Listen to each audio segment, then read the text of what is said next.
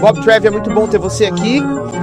Tenho lido sua revista Freedom's Ring já faz algum tempo e quero lhe dizer que Deus o levantou, irmão, para um tempo como este.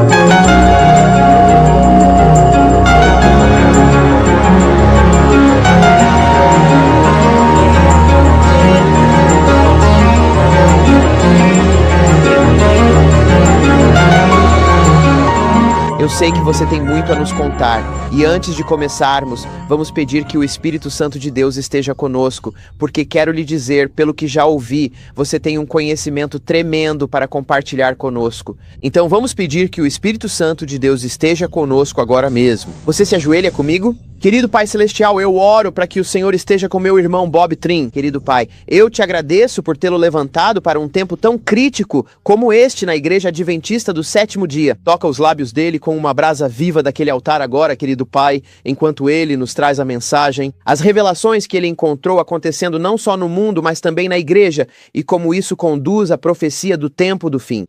Para a honra e glória do teu nome, dedicamos este vídeo no santo e bendito nome de Jesus e por amor dele. Amém. Amém. Explique qual é o papel dos jesuítas na Igreja Adventista do Sétimo Dia, Bob, para aqueles que talvez não saibam. O papel dos jesuítas é desfazer tudo o que o protestantismo fez.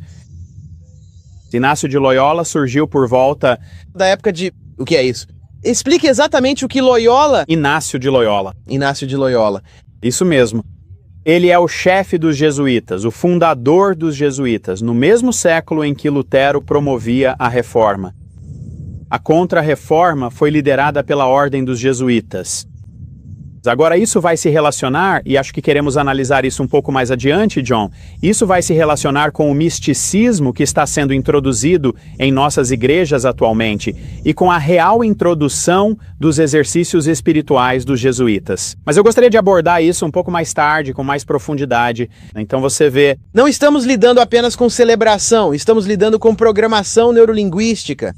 Certo. Então tudo isso vai se encaixar. Isso é emocionante. Tá. Veja a pesquisa que você fez, Bob. Tudo está interligado com a nova era também. Mas agora, vamos continuar no nosso caminho de analisar a cronologia, John. Isso é muito significativo. Agora, eu gostaria de destacar um ponto aqui deste livro que é muito significativo. Na verdade, eu encontrei este livro porque estava andando por uma livraria. E repare neste livro, promovendo a unidade, temas no diálogo luterano-católico. Eu simplesmente abri o livro e vi aqui, na página 58, uma discussão sobre o livro de Rainer e Frey. Aqui, unidade das igrejas, e aqui está a estratégia deles, apenas a estratégia geral, a visão geral. Você simplesmente encontrou isso enquanto caminhava por uma livraria. Ah, sim, eu examino as livrarias cuidadosamente. Simplesmente tropeça nessas coisas. Em contraste com isso, o autor escreve George Anderson e James Crumley, Rainer, esse é o jesuíta, e a atenção de Frey se concentra no aspecto hierárquico, jurídico e institucional. Então, eles estão interessados em promover a unificação das igrejas, utilizando os padrões hierárquicos nas igrejas, a dimensão institucional disso e o aspecto jurídico. A unificação é vista como ocorrendo de cima para baixo. Então você pega os de cima primeiro e isso vai filtrando para os escalões mais baixos da igreja, dos níveis mais altos para os mais baixos. Talvez a indicação mais vívida disso seja quando eles argumentam que os protestantes, em geral, são tão passivos em sua participação na igreja quanto os católicos. E, portanto, pode-se esperar que sigam seus líderes na união com Roma. Agora, depois de ler essa afirmação, eu soube que precisava conseguir o livro do Rainer. Então eu encomendei. E aqui está o que Rainer diz sobre esse mesmo assunto. O que ele está discutindo é sua preocupação sobre como os líderes das igrejas terão autoridade suficiente para trazer seus membros de volta à comunhão com Roma. Ele dedica várias páginas a isso porque está preocupado que possa haver a possibilidade de que uma parcela suficiente do protestantismo vital permaneça como resíduo nessas igrejas. Isso se levantará e se oporá à reunificação com Roma. Pode ter certeza que sim. Mas ele acha que tem uma solução aqui. E aqui está o que ele diz. No entanto, mesmo que se reconheça uma diferença significativa na vida paroquial entre congregações católicas e protestantes no que diz respeito à liderança eclesiástica, a congregação média nas igrejas protestantes, de fato, geralmente pratica o tipo de obediência aos seus líderes religiosos que é costumeiro na Igreja Católica Romana. Gostaria de fazer um parêntese aqui, John, e falar sobre como funciona a estratégia dos jesuítas. Eles gostam de se infiltrar, eles gostam de mudar o pensamento, a filosofia, as atitudes, a ideologia. Eles gostam de se preparar e levam bastante tempo fazendo essa preparação. E então, quando chega a hora de agir, eles agem com velocidade relâmpago. Quando eles sentem que alcançaram o que desejam através da infiltração na estrutura, qual estão trabalhando, isso aconteceu na Europa Oriental. Na verdade, no início dos anos 1980, Malachi Martin diz que a maioria dos bispos ortodoxos orientais e dos bispos ortodoxos russos estava preparada para aceitar a primazia do Papa. E quando souberam que sua hora de infiltração havia avançado o suficiente, então eles agiram bang, bang, bang, bang e todas aquelas nações caíram aos seus pés. Mas agora, ouça aqui o restante deste parágrafo. É muito significativo. Então, o que eles estariam interessados em fazer, John? Eles querem que a congregação tenha a mesma atitude em relação à liderança que a congregação católica romana tem. Deles. Portanto, não se deve superestimar o perigo de uma rebelião popular contra as decisões dos líderes eclesiásticos em relação à unificação. Com base em sua expertise teológica e em sua consciência religiosa, os representantes dessa liderança eclesiástica podem decidir a favor da unidade da Igreja. E também podem trabalhar com zelo suficiente entre os membros da Igreja para obter a compreensão deles em relação a essa decisão. Portanto, se começar uma rebelião popular, tudo o que precisa acontecer é a liderança eclesiástica ser um pouco mais zelosa e usar sua expertise, que a pessoa comum não precisa para integrá-los ao grupo à medida que avançam passo a passo. E eu digo o seguinte, é um processo gradual. Sim, nós vimos isso. Processo. Nós vimos isso com certeza. Agora, outro ponto importante que Rainer destaca neste livro, John, é que na Igreja Mundial idealizada pelos jesuítas, cada igreja manterá sua própria estrutura. É muito mais sutil do que a maioria das pessoas imagina. Cada igreja manterá sua própria estrutura e terá seu próprio conjunto de crenças fundamentais, mas trabalharão juntas em uma atmosfera de diversidade reconciliada. E elas acabarão sendo levadas a reconhecer o serviço petrino do papado como sendo o garantidor do amor, da unidade e da ortodoxia. Os ministérios serão integrados ao trabalharem juntos no mesmo tipo de programa. E estamos vendo esse tipo de coisa acontecendo no nível local em nossa igreja.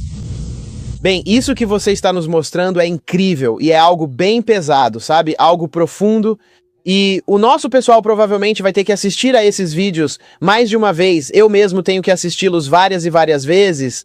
Eu recebo cartas o tempo todo de pessoas dizendo: assisti a sua fita NLP 10 vezes. E se eles tiveram que fazer isso para absorver todo o material que temos, só posso imaginar como vão precisar pegar esses vídeos e assisti-los repetidas vezes para realmente assimilar tudo o que estamos tratando aqui. Aqui está algo que acabamos de receber pelo correio. É realmente impressionante. No dia desta gravação, isso acabou de chegar pelo correio justamente esta manhã. Serei muito honesto com você, não tive muito tempo para mexer nisso. Eu só folheei rapidamente antes da gravação. Vou mostrar para você pela primeira vez. Isso é da Andrews University. É o anuário deles, o Joker, que mostra as fotos de todos os alunos. E eu só quero que nós vamos mostrar na tela para os telespectadores, e eu só quero que você, com seu conhecimento e expertise nessa área, comece a folheando este novo livro de fotos da Andrews University, nosso seminário teológico aqui nos Estados Unidos, para nossos ministros adventistas do sétimo dia e nosso colégio e Universidade Adventista do sétimo dia. E apenas dê suas definições de pensamento ao virar as páginas. Depois, temos ouvido e estudado sobre o que temos falado até agora, como esse tem sido o plano do catolicismo, para trazer todas essas igrejas, especialmente a Igreja Adventista do sétimo dia, de volta ao domínio católico. E eu quero ver o que você acha deste livro de fotos, deste sujeito, deste anuário. Acho que aqui, na Andrews University, ele é chamado de cast. Diga-nos o que você acha disso. John, esta é uma das coisas mais impressionantes que já vi. Eu ouvi falar sobre isso antes de vir. Aqui é a primeira vez que vejo. Primeiro, hoje é a primeira vez que vejo isso. E toda a arte do livro é descaradamente, até mesmo, qual seria uma palavra melhor do que descarado? É incrivelmente romano-católica. Primeiro de tudo aqui, bem na página de título, temos os dois dedos do Papa, o sinal papal que Ellen White condenou totalmente. Sim! E então temos a imagem, aparentemente, da Virgem Maria. Está na mesma postura em que a Virgem Maria é caracteristicamente retratada com um halo. E então você passa por algumas páginas do fotos. E depois temos outra figura, uma figura medieval com uma espécie de auréola na cabeça. E você passa por mais algumas imagens. E você tem um monge com a coroa raspada, pensativo, com uma auréola ao redor da cabeça. Ora, Bob, o que teria levado a Universidade Andrews a publicar essa aberração? Sabe o que eu acho que é, John? Penso que foi a mesma coisa que levou Malachi Martin a escrever seu livro. Eles estão tão confiantes agora que estão sendo ousados. Culpa. Audacioso. O plano da Igreja Católica Romana para dominar este planeta deixou de ser um segredo ou algo furtivo. Está aberto. Está ali à vista de todos, tal como em Mein Kampf com Hitler. A próxima imagem, para mim, provavelmente é uma das mais surpreendentes do livro. Maioria ofensivo e ofensivo. Observe o aspecto de Cristo com suas vestes sumárias e verá que, em vez do batismo, ele é aspergido com água. Trata-se de um método de paganismo totalmente católico que foi incorporado à Igreja Cristã. Aliás, isso se encaixa perfeitamente com o tema de união na área do batismo. Sim. Com o batismo, a Eucaristia e o ministério. Ah, qual é aquele? Este aqui você tem novamente o sinal papal. Comente sobre esse, John, você mesmo. Alegrem-se comigo, encontrei minha ovelha. Olhe para os dois dedos. Agora, por que, quero dizer, você realmente acha, Bob, você sinceramente acha que os editores responsáveis por este anuário escolar, que são, na verdade, estudantes dedicados e talentosos... Equipe nisso. Assim, entendo. Você tem a equipe do Andrew, eles não podem dizer os estudantes fizeram isso, não tivemos nada a ver. Isso é besteira. Você acha que existe alguma possibilidade, no entanto, de que eles tenham feito isso inocentemente? Ah, não. Quero dizer, é algo planejado. Toda essa arte foi planejada. Toda a arte é desse personagem nesse livro. E seguindo adiante aqui, temos uma representação católica da Última Ceia. Você vê os ralos e... Indo mais adiante aqui está uma imagem muito marcante. E naquele tempo, teu povo será libertado, todo aquele que for encontrado escrito no livro. Agora, o que isso está dizendo? Está dizendo que aquelas pessoas católicas ali, os monges, os padres, fazem parte do povo de Deus durante o tempo de angústia. E esses são os 144 mil. As freiras, esses são os que serão libertos. Isso é inacreditável. Quero dizer, você já imaginou que a nossa igreja, que as nossas instituições, que pessoas se autodenominando adventistas do sétimo dia, não só estariam olhando para isso, mas promovendo, imprimindo e endossando esse tipo de coisa nos periódicos das nossas instituições? E a importância de Andrews é enorme porque ali estão os pastores em formação, os administradores, os professores de todo o campo mundial. Aqui está uma figura com o colarinho da freira que sobe até o queixo. E no verso está uma das mais significativas de todas. Eis o homem, diz a inscrição. E há uma imagem católica de Cristo com o sinal de 2 dedos do Papa feito com uma só mão. E por outro lado, há uma bola de cristal que representa a união de espiritualismo e o papado. Essa impressão da Universidade Andrews é absolutamente tão significativa que demonstra isso. Tudo o que discutimos até agora neste vídeo está sendo promovido por nossa liderança adventista do 7º dia, por nossas instituições e até mesmo por nosso seminário teológico que está formando nossos ministros. Nosso povo não precisa mais se perguntar por que estão ouvindo o que estão ouvindo dos nossos púlpitos adventistas do 7º dia. Nosso povo não precisa mais se perguntar por que está ouvindo nos sermões de sábado coisas que nunca ouviu antes, por que está lendo em nossos periódicos coisas que nunca viu impressas antes na Igreja Adventista do 7º dia. Agora eles podem entender o motivo. John, neste livro do Karl Rahner sobre a unidade das igrejas, temos algumas coisas muito significativas que... Em que página está? Bem, é a penúltima edição, John. Ok? Atenciosamente, talvez esta seja a última edição. É como se os jesuítas tivessem planejado tudo isso e nós estivéssemos seguindo o roteiro pré-estabelecido por eles. Bem, eu acho que quando entendemos o que os jesuítas estão dizendo e comparamos, isso nos leva a algumas reflexões muito ponderadas. João, aqui na página 8, por exemplo, há várias teses neste livro, Unidade das Igrejas. O que é este mês? Muito bem, este seria o mês de outubro. Certo, outubro de 91, certo, 1991. Ok. A primeira tese trata do uso de credos. E eu gostaria de comentar isso por 1 minuto, John, porque quando respondemos a este documento sobre batismo, eucaristia e ministério, veja bem, todas as igrejas devem responder a isso. 186 igrejas. E a Igreja Adventista do 7º dia concordou com isso, certo? Não apenas assinamos um documento pedindo a unidade das igrejas, como também enviamos nossa resposta oficial, que está neste livro. As igrejas respondem ao bem, que significa batismo, eucaristia e ministério, volume 2. E a Igreja Adventista do 7º dia está listada nesse documento oficial. Quem foi o representante da Igreja Adventista do 7º dia que assinou isso? A da Comissão de Fé e Ordem, pelo que entendi, Dr. Dutter.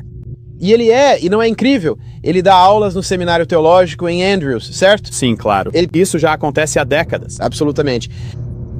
John, foi a primeira vez que me dei conta de que tínhamos respondido. Deste livro, Batismo, Eucaristia e Ministério, 1982 a 1990, relata-se o processo e as reações. Veja bem, é um processo de convergência. E todas as igrejas estão respondendo e discutindo sobre o que concordam, o que discordam, como reagem a essa declaração. Durante décadas, isso vem acontecendo nos bastidores. Agora, eu descobri por acaso que tínhamos feito uma resposta a partir deste livro sobre o processo e as respostas das igrejas. E aqui ele lista várias categorias de igrejas que responderam e diz que algumas denominações adotaram uma resposta comum. Igreja Católica Romana, Exército de Salvação e Adventistas do 7º dia. E o relatório que foi elaborado para a Igreja Católica Romana foi preparado pelo Secretariado para a Promoção da Unidade dos Cristãos em Colaboração. Aliás, o Secretariado para a Promoção da Unidade dos Cristãos participa conosco das Famílias Confessionais Mundiais ou Comunhões Cristãs Mundiais atualmente. Foi preparado por eles em colaboração com a Congregação para a Doutrina da Fé. Esse é o termo moderno para o Santo Ofício da Inquisição. Então eles responderam, nós respondemos. Por isso eu queria muito conseguir a nossa resposta para examiná-la e ver exatamente o que dissemos, porque a estratégia da unidade das igrejas de Karl Rahner baseia-se no documento Batismo, Eucaristia e Ministério, que por sua vez se fundamenta nos documentos do Concílio Vaticano II. E logo no início do livro Unidade das Igrejas, de Karl Rahner, discute-se como o livro foi produzido em colaboração e em consulta com o mundo. famílias confessionais das quais fazemos parte. E a Igreja Católica Romana faz parte disso. E a Comissão de Fé e Ordem, na qual temos um membro participando, veja você. Eu estou simplesmente impressionado enquanto estou sentado aqui ouvindo você apresentar todas essas informações para nós. A dívida de gratidão, em primeiro lugar, que os adventistas têm com você pela pesquisa que você fez, mas também nosso agradecimento a Deus por ter colocado isso, por ter te inspirado a fazer isso, por ter te chamado para isso, porque Deus percebeu que o nosso povo adventista precisava ter um pesquisador válido que coletasse todos esses dados. E nós temos estado envolvidos nesse movimento ecumênico e nesse unir e apertar as mãos do poder romano, e trazendo o catolicismo romano diretamente para dentro da Igreja Adventista do Sétimo Dia. E isso já vem acontecendo há anos. E como todo esse movimento de celebração foi calculado e planejado, e estamos seguindo uma agenda pré-estabelecida. Eu até recebi há poucos dias uma fita enviada por um casal com a gravação de um sermão que foi pregado na igreja deles, junto com a transcrição da fita, na qual o pastor disse à congregação que católico significa universal. Portanto, vocês são católicos, adventistas, e ele disse mais especificamente, vocês são católicos romanos. E eu ouvi isso com meus próprios ouvidos na fita. E este é o Ministério Adventista do Sétimo Dia? Sim, diretamente do púlpito, em um sábado de manhã. Aqui está a declaração a qual estou me referindo. Este livro sobre a estratégia, baseado no Documento Bain e no Vaticano II, é um produto de estudiosos experientes, apoiando-se no trabalho anterior do Concílio Vaticano II, da Comissão de Fé e Ordem do Conselho Mundial de Igrejas, dos Diálogos e Reflexões Teológicas e de famílias confessionais mundiais como a Federação Luterana Mundial. Então, está tudo interligado. Veja, tudo está interconectado. E na primeira tese, o elemento credal se torna muito dominante. E John, isso é o que fica muito claro. O que você quer dizer credal? Você quer dizer tirado do credo católico? Deixe-me ler a tese. Ela diz: as verdades fundamentais do cristianismo, expressas nas Escrituras e no Credo dos Apóstolos, de Nicéia e Constantinopla, obrigatórias para igrejas parceiras da Igreja. Veja o que os jesuítas querem fazer. É contornar a reforma do século XVI, voltar à forma como as coisas eram antes disso.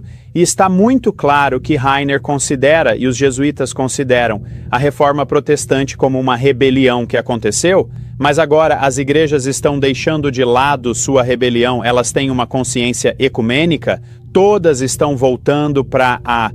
Voltem para casa. Voltem para casa. As igrejas protestantes voltem para casa. Vamos amor, unidade. Vamos ter amor, unidade e celebrar juntos. Com certeza. É isso aí. Esse é o código. Então agora, lembre-se de como a igreja entrou em apostasia. Os argumentos do grande conflito eram que Ellen White registrou o que estava acontecendo na época. Quando a apostasia estava se desenvolvendo, os idólatras, com algumas concessões da parte deles, propuseram que os cristãos também fizessem concessões, para que todos possam se unir na plataforma da fé em Cristo. Constantino. Agora, uma parte muito importante desta primeira tese são, como eles comentam, os comentários de Heinrich Frey sobre ela. No livro, a única igreja possível só existe se for uma comunidade de fé. Agora, eu me deparei com isso repetidas vezes no seminário. Nos escritos acadêmicos dos jesuítas e dos estudiosos, há essa ênfase na comunidade de fé. Somente a comunidade de fé pode fazer teologia. Somente a comunidade de fé é anterior ao indivíduo. O indivíduo é incorporado à comunidade de fé. O que eles fazem é pegar a reforma protestante do sacerdócio de todos os crentes e inverter completamente. E a igreja dá ênfase ao indivíduo. Agora eu tenho um livro aqui, John, que gostaria de me referir a... É um livro escrito por um jesuíta de Notre Dame. Sim, aqui está. O que ele tinha a dizer? Esta é Mackenzie. E a igreja, de forma essencial, transmite a palavra de Deus ao indivíduo. Portanto, veja bem, se for esse o caso, então a igreja está acima da palavra. Sim. A notícia sai da igreja. Portanto, a igreja tem prioridade sobre a palavra. E se você não aceita a palavra da igreja, então você é uma pessoa que causa divisão. E você está em apostasia. Você está em apostasia e você é um herege. É exatamente isso. Sim. E então você vê, qual é o conceito protestante? O conceito protestante é que a palavra tem preeminência. Amém. A igreja deve estar em submissão à palavra. Sim, sim. E a mensagem da palavra chama a igreja à existência. Foi assim que o nosso movimento começou. É por isso que somos protestantes. Isso. Porque não aceitaremos a interpretação da igreja sobre a palavra. Nós somos o sacerdócio de todos os crentes que são capazes de se manter firmes por conta própria espiritualmente. Foi isso que Martinho Lutero disse. Foi isso que deu início a tudo isso. John, quero abordar algo aqui antes de avançarmos muito. E eu tenho outro livro aqui que quero que você veja. Você tem muitos livros, Bob. Sabe, vamos apenas deixar a fita rodando, irmão. Você só precisa nos mostrar esse material que você tem. Este é um livro de um dos jesuítas mais proeminentes, John Courtney Murray, da Sociedade de Jesus. Nós sustentamos essas verdades, reflexões católicas sobre a proposta americana. Agora, o que esse jesuíta faz? E ele é muito inteligente e perspicaz. Se você conhece algum jesuíta que não seja, quero dizer, esses caras são mestres no que fazem. O que este livro faz, John, é atacar as bases da filosofia sobre a qual nossa Constituição está fundamentada. E ele ataca John Locke. Agora, John Locke propôs o conceito da lei natural, sobre o qual repousa nosso conceito de direitos humanos inalienáveis, direitos naturais. Ele ataca isso e diz que isso é egoísta. E o que precisamos é da lei natural católica romana, na qual ele faz uma distinção clara entre a lei natural de John Locke e a lei natural católica romana. Agora, a lei natural católica romana... Natural. Foi isso que Clarence Thomas disse durante todas as audiências, foi isso que eu ouvi repetidamente, essa lei natural. Do que ele estava falando? Que lei natural é essa que Clarence Thomas estava seguindo? Sobre o que você está falando? Quem a desenvolveu ao seu ápice foi Tomás de Aquino, o maior teólogo sistemático que a Igreja Católica já teve, e ela se baseia na República de Platão. E o que isso significa, basicamente, John, é que esse homem está atacando os fundamentos protestantes.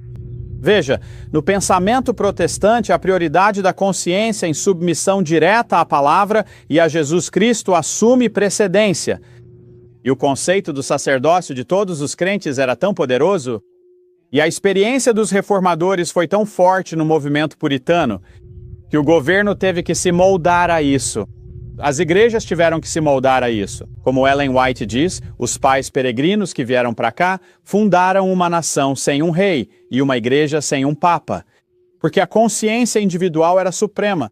Agora, se o protestantismo vital desapareceu, e essa supremacia da consciência individual em relação a Deus, se foi, a lei natural pode entrar em cena. Porque na lei natural, o indivíduo se submete à ordem imposta pela igreja e pelo Estado.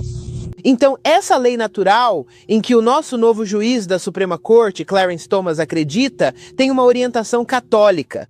É uma lei católica. E quando ele falava sobre lei natural, ele estava falando sobre um princípio romano católico. Bem, eles estão estudando esse livro em universidades católicas. Esse é o pensamento católico. Esse é o plano católico para minar e destruir nossa Constituição. Mas o motivo pelo qual aponto isso, John, é porque esse ataque jesuíta à primazia da consciência individual é tão amplo e de longo alcance que está atingindo todos os aspectos da nossa sociedade, assim como da nossa igreja. E o que estamos enfrentando em nossa igreja agora é... Qual conceito será supremo? A palavra será suprema e a consciência individual estará em submissão a essa palavra, que é o protestantismo, de acordo com o capítulo de Ellen White sobre o protesto em Spira. A consciência está acima da igreja? Ou será uma situação em que a igreja domina a consciência e a consciência tem que se submeter à estrutura da igreja? E estrutura governamental? Essa é a luta acontecendo na Igreja Adventista entre as conferências oficiais e os ministérios independentes. Os ministérios independentes pedem que estude por si. É o conceito protestante de fazer a sua própria leitura e pesquisa e de se sustentar espiritualmente por conta própria. E a conferência está dizendo, apenas confiem em nós. Continue acompanhando a conferência. A igreja está passando por um período de transição e a igreja é a conferência. A conferência é a igreja. Confie em nós. Se precisar souber algo, a informação publicada no Union Paper ou na Adventist Review. Basta confiar. É isto. Agora entendi. É a luta entre o protestantismo e o catolicismo romano em nossa igreja. A Igreja Adventista do Sétimo Dia. E essa é a luta entre os ministérios independentes e a conferência. É o princípio do protestantismo versus o catolicismo. Você percebe que durante todo o tempo em que estivemos nessa luta, eu nunca havia percebido isso? Era simplesmente protestantismo entre catolicismo. Quer dizer, pode parecer elementar e simples para você, mas preciso ser totalmente honesto. Esta é a primeira vez que realmente entendi isso. Considerando o que era, estávamos lidando com o protestantismo e o catolicismo. Exatamente. Entre os ministérios independentes e as conferências organizadas. Uma é a pessoa se sustentar por si mesma espiritualmente e a outra é confiar na igreja. E é uma batalha feroz, acredite em mim. Inacreditável. É uma batalha feroz. Inacreditável. E é por isso que este livro, O Grande Conflito, tem cada lição que precisamos dominar. Todas as lições. Digo-te, eu simplesmente devoro esse livro. Se há uma coisa que as pessoas aprenderam com meus vídeos, é o meu amor pelo triunfo do amor de Deus, o grande conflito. E eu simplesmente amo aquela edição grande do Colportor, com letras grandes, e eu simplesmente passo por ela. Quando chego ao final, começo tudo de novo. Se o nosso povo estivesse apenas lendo e estudando, poderia ver isso pelo que realmente é. É isso mesmo, é uma luta entre o protestantismo e o catolicismo. Com certeza. E essa luta em torno do documento sobre batismo, eucaristia e ministério é exatamente isso. Porque deixe-me ler para você um trecho da resposta dos valdenses. Você conhece os antigos valdenses? Ah, sim. Eles responderam a isso. Agora, eu não acredito que eles deveriam estar nesse processo, assim como nós também não deveríamos.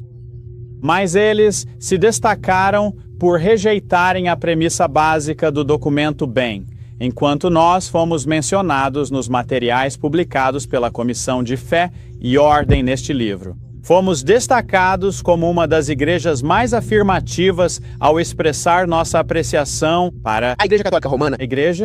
Para os documentos sobre batismo, eucaristia e ministério. Sim.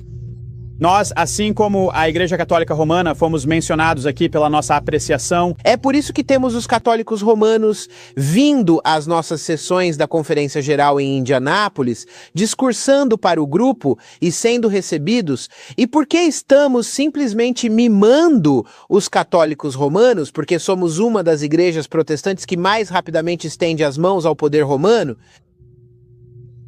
É absolutamente inacreditável. A igreja está passando por um período difícil. Você leu aquele artigo na revista recente que tinha a foto do navio na capa? Foi escrito por Roger Kuhn? Quem escreveu isso? Ou o artigo sobre, ou talvez fosse Robert Olson, sobre como a igreja está passando por isso, tentando distorcer os escritos de Ellen White, mostrando que a conferência é a igreja, temos que permanecer com a conferência. E o nosso povo simplesmente aceita isso. Você sabe por quê, Bob? Eles não estão estudando. Você tirou as palavras da minha boca. Eles não estão estudando. Nosso povo não está estudando. Nenhum de nós, eu acredito, entende a gravidade dessa questão, porque o plano de Satanás, de acordo com o grande conflito, é afastar as pessoas do estudo por si mesmas e fazer com que coloquem sua confiança em pastores, professores, teólogos e líderes da igreja.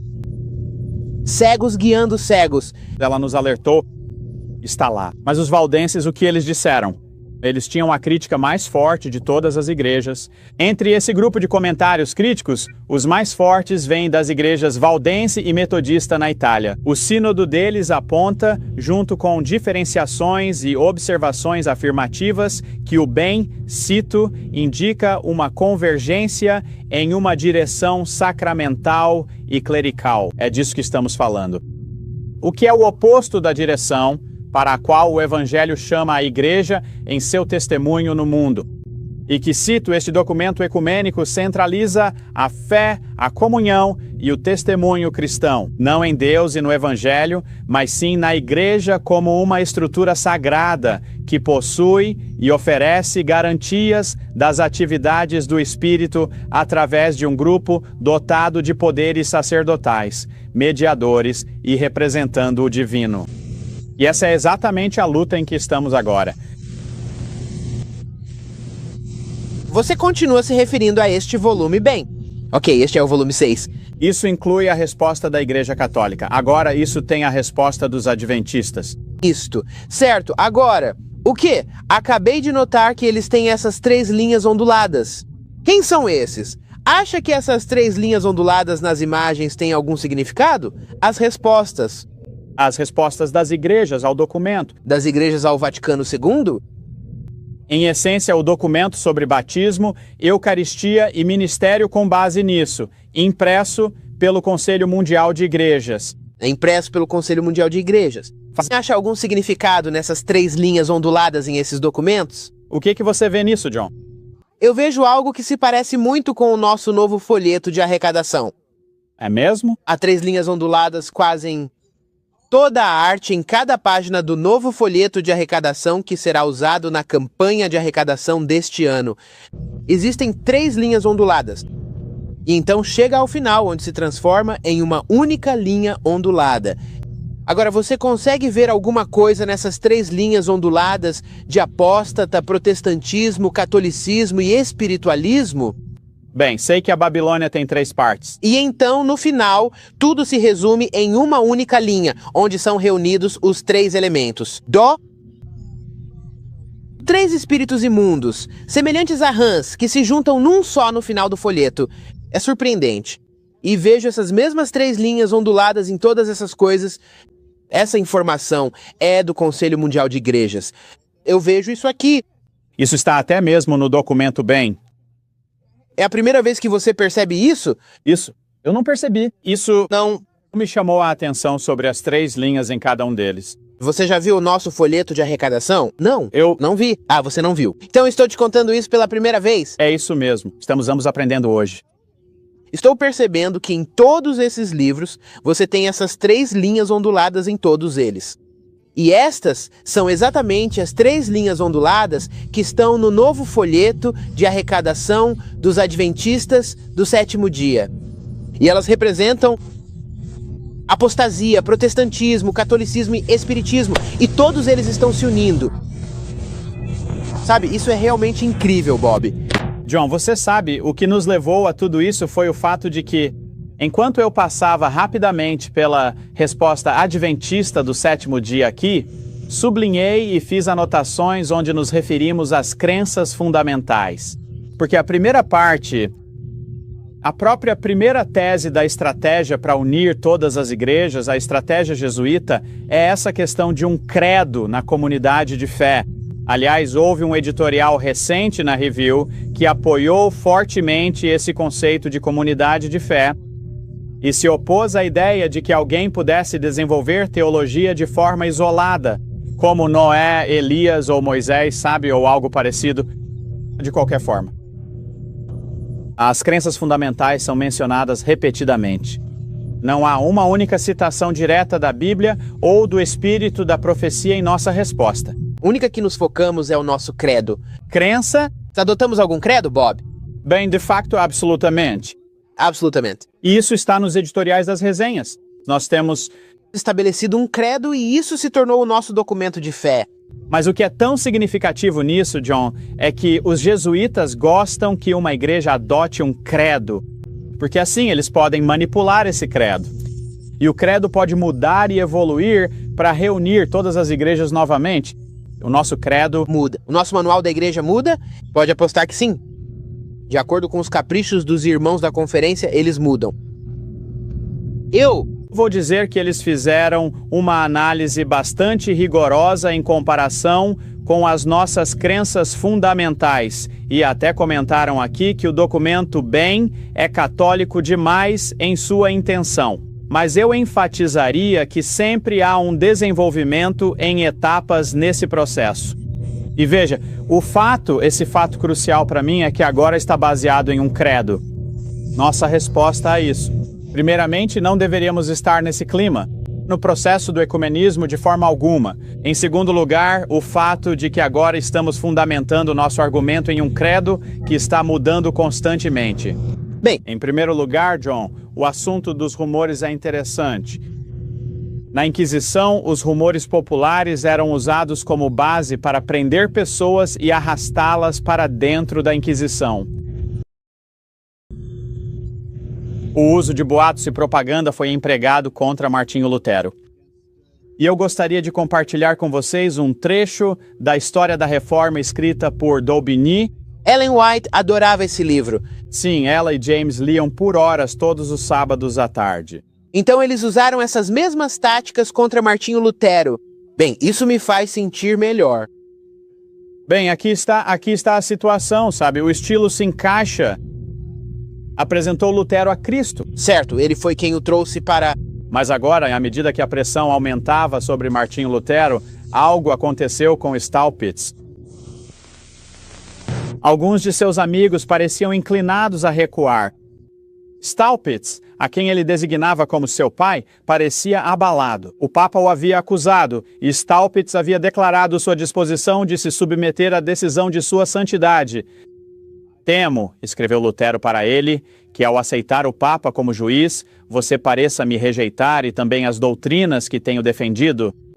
Se Cristo te ama, ele te forçará a revogar sua carta. Cristo é condenado, despido e blasfemado. Este é um momento não para temer, mas para levantar a voz. Por isso, enquanto você me exorta a ser humilde, eu o exorto a ser orgulhoso, pois você tem humildade demais, assim como eu tenho orgulho demais.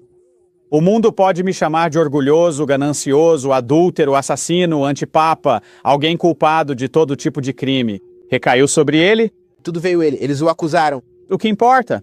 Desde que eu não seja repreendido por ter ficado em silêncio de forma maldosa naquele momento, nosso Senhor disse com tristeza, olhei para a minha direita e vi que não havia ninguém que quisesse me conhecer. A palavra de Jesus Cristo não é uma palavra de paz, mas de espada. Se você não quiser seguir Jesus Cristo, eu caminharei sozinho, avançarei sozinho e sozinho carregarei a fortaleza. E assim Lutero reconheceu que estava em uma batalha. Eles usam propaganda e guerra de boatos contra ele para tentar destruí-lo. Na verdade, Daubigny dedica grande parte do seu tempo a isso. É uma tática antiga Mas vá em frente, John. Bem, isso é incrível. Que esse homem responsável por moldar o relacionamento inicial de Martinho Lutero com o Senhor e estabelecer Lutero na fé, acabou se voltando contra ele, disse que ele tinha ido longe demais, o acusou de todos esses atos traiçoeiros e voltou em direção a Roma. Bem, John, outra coisa. Martinho Lutero foi acusado de dividir a igreja justamente no momento em que ela precisava estar unida. Os turcos estavam batendo as portas de Viena. Eles haviam varrido o norte da África e subido até a Espanha. Eles ameaçavam a própria existência da cristandade. E as pessoas foram até Lutero e disseram: o que você está fazendo dividindo a igreja com sua doutrina justamente nesta hora crítica, quando precisamos da unidade da igreja acima de tudo? E Martinho Lutero disse: nossa segurança está na obediência à palavra. Amém. E você sabe, foi o mesmo com os valdenses. Eu tenho um folheto em casa, no qual a Igreja Católica Romana acusava os valdenses de serem contrários à unidade da igreja. E isso é algo muito comum. E aqui está também um argumento que é usado. Aqui estava Miltitz, que tentava conquistar Martinho Lutero, com uma abordagem muito gentil, com uma repreensão muito atenciosa e conciliadora, tentando sufocar a reforma pela bondade logo no início. Meu caro Martinho, disse o camareiro do Papa em um tom bajulador, eu pensei que você fosse um velho teólogo que, sentado tranquilamente à lareira, estava às voltas com alguma mania teológica. Mas vejo que você ainda é um homem jovem e está no auge da vida. Você sabe, continuou ele, assumindo um tom mais grave, que você afastou todos do Papa e os aproximou de si? Você estava me dizendo antes, Bob, que isso não é apenas uma tática da guerra moderna e que podemos voltar no tempo. Explorar isso, mas que também é incorporado pelo Pentágono, pela CIA. Como tudo isso se conecta? Gostaria de saber. Eu quero dar uma olhada nisso daqui a pouco. Ok. Eis aqui, prosseguiu o núncio, dizendo que, acreditando ter preparado a mente de Lutero, continuou: cure a ferida que você mesmo infligiu à igreja e que só você pode sarar. Cuidado, disse ele, deixando escapar lágrimas. Cuidado para não provocar uma tempestade que causaria a destruição da cristandade. A destruição da igreja! Precisamos fazer alguma coisa. A declaração de Perth. E agora que li sobre como os presidentes de conferência e presidentes de união não estão satisfeitos com a declaração de Perth, e eles querem até que coloquem mais força e rigor nela, que nos citem pelo nome e digam o que estamos fazendo. E estão realmente ficando veementes contra os ministérios independentes que ousam revelar ao nosso povo adventista o que realmente está acontecendo na igreja. John, é interessante que Hitler compreendia o uso da propaganda de forma muito poderosa. Na verdade, desde a época de Marx e Engels, na estratégia moderna, no estudo da estratégia moderna, a guerra é concebida, antes de tudo, como sendo diplomática. É como o que o núncio estava fazendo com Lutero. Guerra diplomática, guerra ideológica, guerra de propaganda, guerra econômica e o uso militar só como último recurso. Você pode até olhar para a Guerra do Kuwait como exemplo disso, mas aqui está o que Hitler disse. Ele disse que, no futuro, o papel da preparação de artilharia para um ataque frontal será assumido pela propaganda revolucionária. Ele explicou que dessa forma conquistaria a visão do inimigo antes que seus exércitos precisassem disparar suas armas. Como alcançar o colapso moral do inimigo antes mesmo de a guerra começar, esse é o problema que me interessa. E assim Hitler estava interessado em como destruir as defesas morais do inimigo usando propaganda, para aniquilá-los psicologicamente, para aniquilá-los moralmente.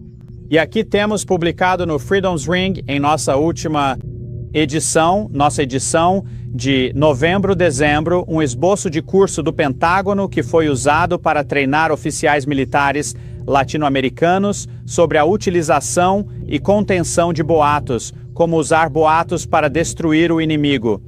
E cópias deste e de outros cursos ministrados na Escola das Américas, na zona do Canal do Panamá, também apareceram na revista jesuíta Diálogo Social, publicada na cidade do Panamá. Portanto, este é um curso, e temos aqui o esboço de como utilizar boatos para destruir o inimigo. Uma fórmula interessante nele é PR igual a I vezes A. O poder do boato, PR, é igual a I, a importância do tema ao qual se refere, vezes A ambiguidade presente.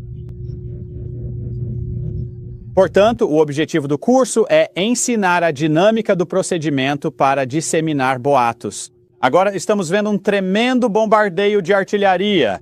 Você sabe, no final da Segunda Guerra Mundial, os russos, quando começaram seu último ataque contra a Alemanha, dispararam 1000 peças de artilharia ao mesmo tempo, numa manhã cedo.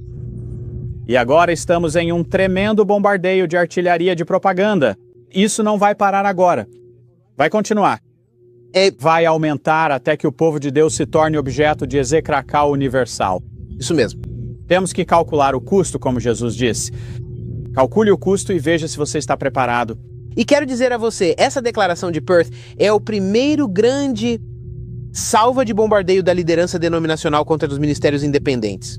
Um ataque realmente organizado, calculado, orquestrado, como aquelas 1000 peças de artilharia dos alemães de uma só vez. Este é o deles, e é só o começo, pessoal. É só o começo.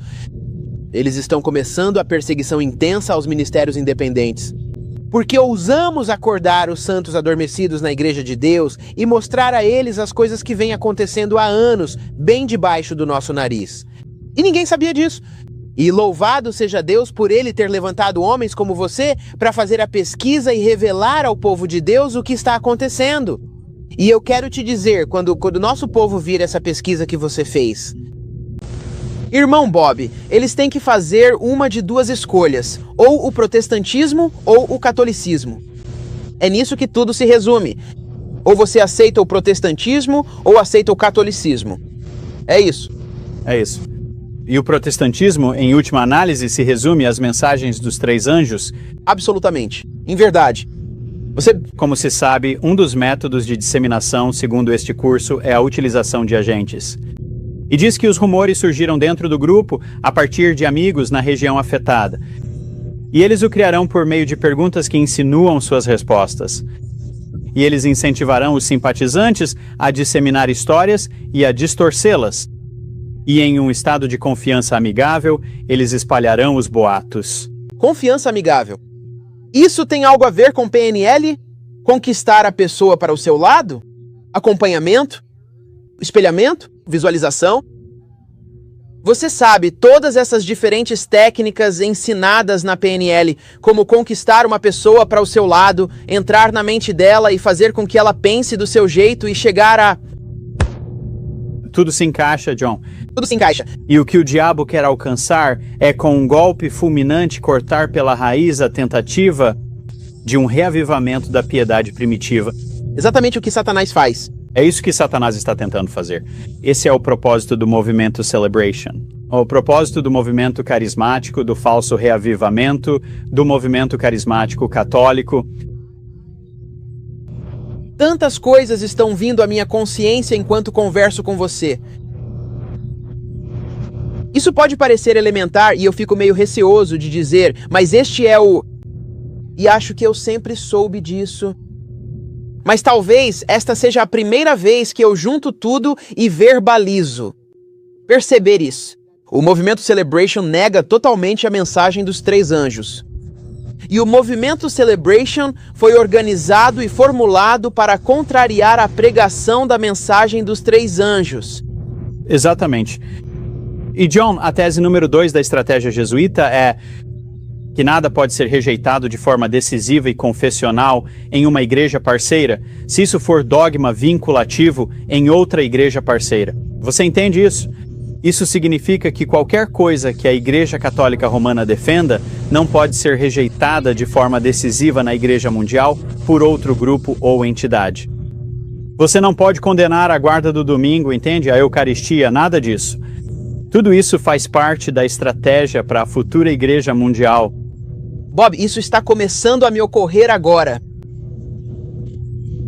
Algo que venho dizendo em cartas para a nossa comunidade já faz algum tempo, mas agora, à medida que começo a assimilar todas essas informações que você está nos trazendo aqui, está ficando tão claro que, se formos pregar a mensagem dos três anjos ao mundo, os leigos é que terão que fazê-lo. Nossa denominação, nossa liderança e nossa igreja não vão pregar a mensagem dos três anjos ao mundo. Nós paramos de fazer isso há anos. E se formos e eles também não só não vão pregar a mensagem dos três anjos, como já pararam de fazer isso há anos.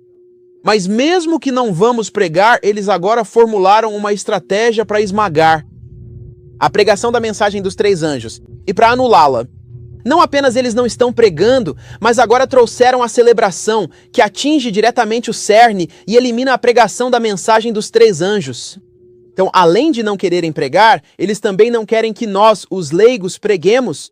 E é disso que se trata a celebração. E por isso, o que o povo de Deus, o povo adventista, deve fazer é levar a sério, formulando nossos próprios planos, pelo poder do Espírito Santo, para pregar a mensagem dos três anjos ao mundo. Somos nós que teremos que fazer isso. Somos nós aqueles a quem Deus está chamando para pregar a mensagem dos três anjos ao mundo. Exatamente. E nossa arma é a arma da verdade e do Espírito Santo. Só podemos usar as armas do céu. E se começarmos a usar as armas do inimigo, passamos para o campo dele. Então, a piedade prática é tão crítica e que tenhamos o verdadeiro Espírito de Cristo. Agora, é muito interessante que, ao comentar sobre essa tese de que ninguém condena nada que esteja em outra igreja, Karl Rahner diz, e esse é o raciocínio dele, que se encaixa exatamente com o que o Grande Conflito diz. Ele afirma que ninguém pode mais depender apenas do seu próprio estudo para formar suas conclusões e sua visão de mundo. Citação: como indivíduo, torna-se cada vez mais impotente. É preciso depender cada vez mais do conhecimento dos outros, que já não se pode mais assimilar ou verificar por si mesmo. Em outras palavras, temos que depender das autoridades eclesiásticas. E ele aponta o Santo Ofício da Inquisição, a Sagrada Congregação para a Doutrina da Fé, como sendo o único órgão que pode se aproximar desse tipo de competência para lidar com isso. Aliás, John, enquanto você falava, eu me lembrei disso. Uma das estratégias de Karl Rahner em seu livro é que a liderança eclesiástica de cada igreja é responsável por manter a disciplina em suas próprias fileiras, ao longo do caminho Em direção à união com Roma. manter a disciplina, livrar-se dos dissidentes e daqueles que são divisores. E se você perceber, isso aconteceu justamente nos últimos anos. Eles adicionaram a cláusula ao seu documento credal, o Manual da Igreja, que dá outro motivo para a disciplina eclesiástica, que é ser divisivo. Isso nunca fez parte do credo da Igreja Adventista do Sétimo Dia antes, até recentemente, porque eles queriam uma forma de excluir e se livrar dos ministros independentes. Isso tudo está no direito canônico, John. Exatamente. Vem do direito canônico. Explique para eles o que é o direito canônico. O direito canônico é o católico. Artigo: a instituição católica do direito. Esta lei natural, esta lei católica. Deixe-me pegar uma cópia para você, John. Ok. Então, o direito canônico é a lei católica. E quando eu percebi, e as pessoas precisam, você precisa garantir que as pessoas entendam. Porque eu sei, ao longo do Freedom's Ring, você se refere ao direito canônico. E elas precisam entender que, quando você diz direito canônico, está se referindo à lei católica. Ah, com certeza. Isso foi promulgado por João Paulo II em 1983, o Código de Direito Canônico. E neste livro, no final, você tem a sequência dos julgamentos sobre o direito canônico. Agora, esse é um outro assunto, John, que espero que, se tivermos tempo, possamos abordar. A diferença entre o direito canônico romano católico e o common law inglês, no constitucionalismo americano. Todo o nosso sistema jurídico que temos na América se baseia no direito canônico inglês. O common law, que lutou contra o direito canônico ao oferecer salvaguardas e garantias para o povo da Inglaterra e, posteriormente, da América. Por exemplo, sob o direito canônico, você poderia ser preso no meio da noite sob suspeita por causa de um boato. O juiz pode tomar a decisão de mandar prendê-lo por conta própria. Você pode ser preso no meio da noite. Sua família não sabe para onde você foi. Você está na prisão, pode ser julgado pelo juiz em segredo e executado em segredo. Ninguém nunca sabe o que aconteceu com você. Ocorreu na Idade das Trevas? Na Idade das Trevas, Sim.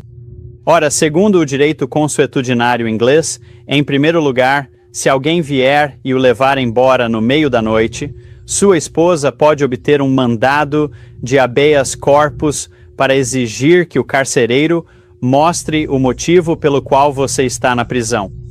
Aqui está o corpo, sabe? Você traz o corpo para fora da prisão. Aqui está o motivo pelo qual ele está lá. E então, as acusações precisam ser feitas em público por um acusador, o juiz é imparcial. Há um júri composto por seus pares que decide se você é culpado ou inocente. E então o juiz imparcial aplicará a sentença.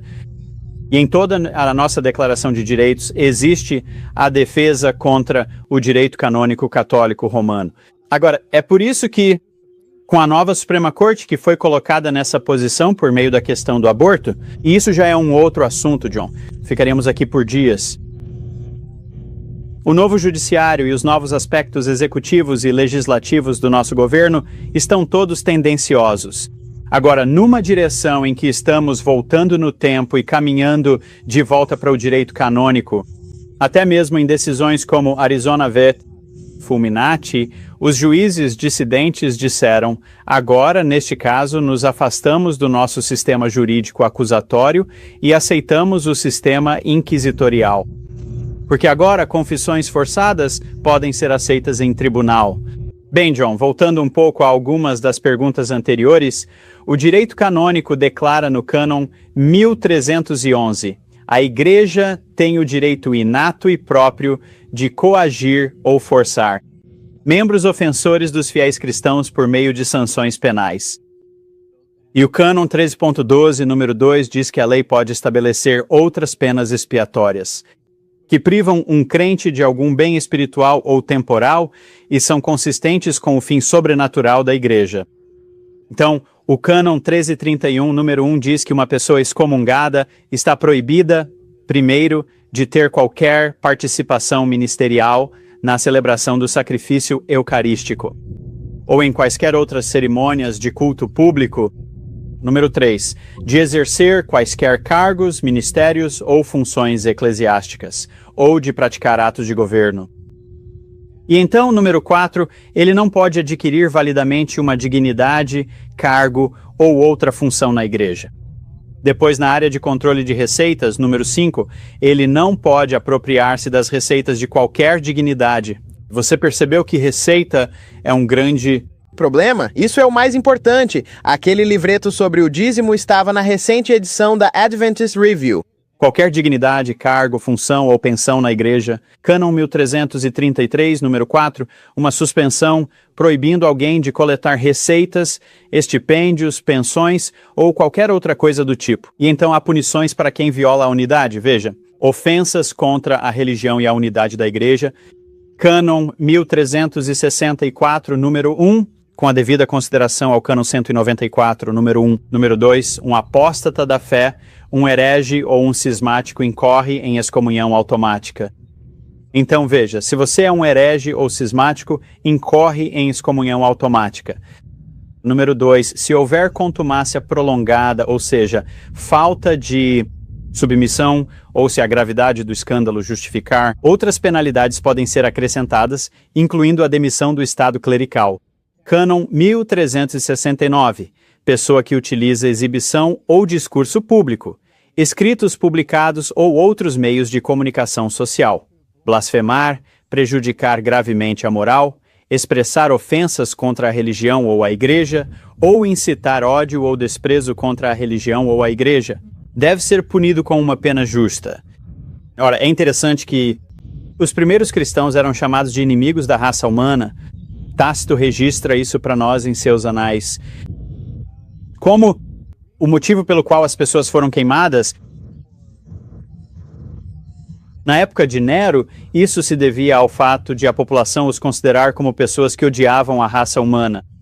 Então, o que estamos vendo no fim dos tempos é uma situação em que a mente não regenerada vai enxergar os fiéis como sendo odiadores e por não acompanharem o amor e a unidade. Depois há uma seção sobre punição para ofensas contra a liderança. Título 2, ofensas contra as autoridades eclesiásticas e a liberdade da igreja, cânon 1371. Os seguintes devem ser punidos com uma pena justa. Cânon 1373, aquele que publicamente incita hostilidades ou ódio entre os súditos contra a sé apostólica ou contra um ordinário. Um ordinário é uma pessoa que recebeu um cargo direto, como um pastor ou algo do tipo, em razão de algum ato de poder ou ministério eclesiástico, ou incita os súditos a desobedecê-los, deve ser punido com interdito ou outras penas justas. O cânone 1374 prevê que quem se associa a uma organização que conspira contra a igreja deve ser punido com uma pena justa. Quem promove ou modera tal associação, no entanto, deve ser punido com uma interdição. E tudo isso faz parte do direito canônico. Sim. Direito católico romano. E então, ouça o cânon 1404. A pergunta que fazer: onde estão escritas coisas em escrituras? Isso não, o espírito da profecia. Se as escrituras são nossa norma para nossas atividades, de onde virão todas essas outras coisas? Vem diretamente do direito canônico católico romano. Escute esta, cânon 1404. O primeiro C não é julgado por ninguém. É tipo, o Papa não é julgado por ninguém. O modo de procedimento para remover pastores, cânon 1740, quando o ministério de qualquer pastor se torna prejudicial, ou pelo menos ineficaz por qualquer motivo, ele pode ser removido da paróquia pelo bispo diocesano. Cânon 1741, as razões pelas quais um pastor pode ser legitimamente removido de sua paróquia são especialmente as seguintes. Em primeiro lugar, uma forma de agir que seja gravemente prejudicial ou perturbadora para a comunidade eclesial. Portanto, se um pastor age de forma a perturbar o restante da comunidade eclesiástica, isso justifica removendo-o de sua paróquia. Como mostrar todos os pastores que foram treinados em hipnose. Certo, claro. Cânon 1742. Este cânone exige que o bispo convença paternalmente o pastor a renunciar ao pastorado dentro de um prazo de 15 dias. Depois de ter explicado para a validade a razão e os argumentos para a remoção. Cânon 1744, número 1. Se o pastor não respondeu dentro do período de tempo mencionado, o bispo deve repetir o convite, estendendo o prazo disponível. Número 2. Se o bispo tem prova de que o pastor recebeu o segundo convite, mas não respondeu, e se o pastor se recusa a assinar, sem dar motivo, o bispo deve emitir o decreto de remoção. E Cânon 1745, se o pastor se opõe à causa alegada para a remoção e aos seus motivos, o bispo deve, número 1, convidar o pastor a organizar suas contestações à remoção. Em um relatório escrito, após ter inspecionado os autos e também apresentar provas em contrário, se as tiver. Número 2, considerar a questão com os mesmos pastores em comissão, ou seja, número 3, determinar se o pastor deve ou não ser removido e prontamente emitir um decreto sobre o assunto. Cânon 1747, número 1. O pastor removido deve evitar exercer o ofício de pastor, desocupar a casa paroquial, entregar os bens paroquiais àquele a quem o bispo confiar a paróquia. Apenas algumas das leis do cânon Canônicas. Estamos seguindo a lei canônica da Igreja Católica Romana à risca. Bem, o que vai acontecer, John, é que na nova ordem mundial, à medida que Roma assumir o controle, de acordo com Apocalipse 17, eu acredito que veremos a completa substituição da nossa Constituição pela lei canônica. Ellen White diz que todo princípio republicano e protestante da nossa Constituição será repudiado. E você pode ver, de acordo com isso, que qualquer um que se manifeste contra o Papa ou de alguma forma contrarie o pensamento da Igreja Católica Romana será sujeito à penalidade. Enquanto estamos gravando isto, esta é a primeira semana de dezembro de 1991. Você viu nas notícias esta semana, Bob, sobre como a Igreja Católica Romana está tão envolvida nessa nova ordem mundial e como todos estão olhando para o Papa João Paulo para ter um papel importante nessa nova ordem mundial. Quero dizer, até mesmo a mídia. Quero dizer, eu vi isso nos jornais e nos telejornais várias vezes só esta semana. Sobre a nova ordem mundial e o papel que o Papado Romano e o Papa João Paulo II estão desempenhando nisso. Exatamente.